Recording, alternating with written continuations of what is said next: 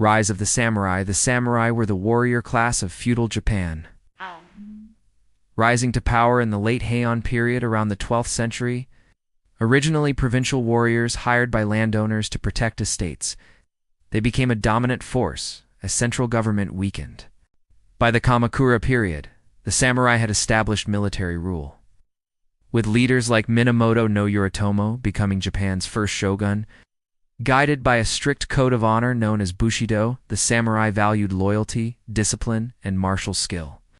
Their influence continued to grow through centuries of warfare and political turmoil, solidifying their role as both warriors and elite rulers of Japanese society.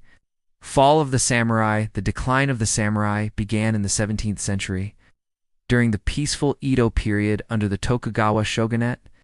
With no major wars to fight, many samurai became bureaucrats or scholars, while still clinging to their warrior identity. The real turning point came in the mid-19th century with the arrival of Western powers and the rapid modernization of Japan. The Meiji Restoration of 1868 abolished the samurai class, replacing the feudal system with a modern conscript army.